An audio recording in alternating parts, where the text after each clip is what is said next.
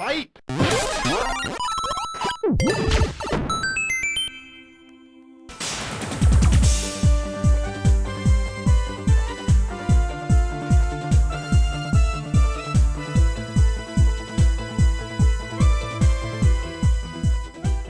Up until the 16-bit era, Castlevania had built its reputation as a strong series with a brilliant soundtrack and an intensive difficulty level. However, in the mid-90s, the game scene saw a drastic change.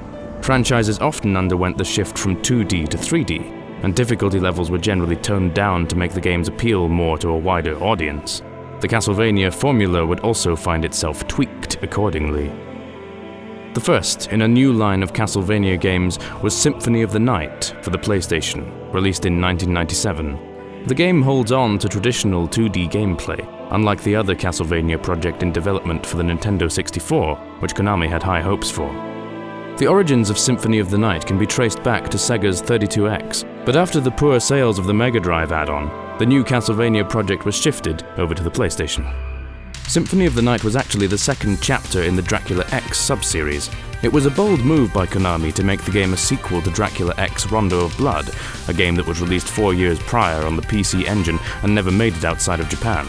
To compensate, they added a prologue in which the player relives the battle between Richter Belmont and Dracula. An even bigger gamble was to replace the whip-wielding Belmont with the relatively obscure character Alucard as the main protagonist, who made his first appearance as a side character in Castlevania 3 for the NES. Fortunately, the character's elegance and mystery was accepted by players, and he quickly became a fan favorite. The story starts when Alucard mysteriously wakes from what was to be his eternal slumber, 4 years after the battle between Richter Belmont and Dracula. New mysterious dark powers are at work in Castlevania, as rumor has it that a Belmont is now the lord of the castle. Alucard is determined to put an end to the evil at work, even if it means killing his father, Lord Dracula, once more. Alucard. After a quick introduction, the RPG elements of the game become evident. The player must acquire stronger weapons and armor and defeat Dracula's minions to level up the character. Goods and potions may be purchased from an old librarian, although most of the truly powerful items are hidden inside the castle or dropped by enemies. Alucard is not bound to a whip, and can wield countless weapons in addition to his own powers of darkness to transform into a bat, wolf, or a shroud of mist, much like Dracula could in the original Bram Stoker novel. Only a couple of areas are accessible from the start, but by obtaining special powers called relics, you gain access to other sections of the castle. All the levels are richly detailed and are filled with countless monsters, from old favorites to completely new and bizarre creatures. A lot of sprites from Dracula X were reused to bring the enemy count to over 100, and the ferryman from Simon's Quest makes his comeback as well. In an interview, the series producer revealed that he wanted to steer the series in a new direction, allowing players to get more enjoyment out of the game. For example, the level up element allowed players of all skill levels to complete the story, but the countless secrets and multiple endings kept even skilled players occupied long after finishing the game. All the new gameplay elements made Symphony easily the most extensive game in the series up until that point. When the project was approaching its original deadline, the design team asked for more time and funding, which arguably resulted in the reversed castle, which doubled the length of the game. The irony is that Symphony was treated as a sort of side project, and Konami wasn't even sure if they were going to release it outside Japan. When the game took off in Japan, however, Konami rushed to get it translated, resulting in the infamous dialogue, "What is a man?"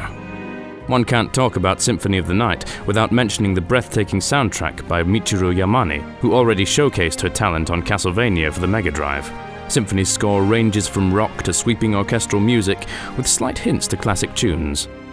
Another member of the team who helped shape the series' new vision was concept artist Ayami Kojima. Her distinctive style resulted in a completely different portrayal of the series, which previously possessed a more traditional Conan-inspired box art. Kojima's work was a mix of beauty and elegance with dark undertones. Tears they flow to the thirst of the gods. The ocean's roars drowned out by rain. Blameless wolf carries on. Symphony of the Night was the pinnacle of 2D platforming action and brought an extensiveness never before seen in a Castlevania game. Alucard quickly managed to surpass Simon as most beloved Castlevania character. The game is still widely regarded as one of the finest in the series, although it sadly marked the end of the well-known and beloved formula of the originals. In the wake of Symphony, Konami released a third Castlevania game for the Game Boy, subtitled Legends, which featured Alucard and his love interest, Sonia Belmont. The gameplay feels largely the same as the previous Game Boy releases, but the respawning enemies may be a source of frustration. After the millennium had ended, the Castlevania series was basically split in two. For the handheld, Konami used the proven template from Symphony of the Night, resulting in 6 relatively similar titles, starting with the excellent Circle of the Moon and ending the line in 2009 with Order of Ecclesia for the DS. All 6 games were good installments with their own unique gameplay mechanic. For the home consoles, however, Konami struggled to make the franchise successful in 3D, as Castlevania for the N64 never became the hit Konami was hoping for. The 2 PS2 titles received better ratings overall, but never came close to the success of the games from the first decade. And so we end our classic Castlevania retrospective. Our trip took us through the challenging 8-bit games, the high level of polish from the 16-bit releases, and the extensiveness of Symphony of the Night. So, it must be asked, which was your favorite, and why? How do you feel about how far Castlevania has come today?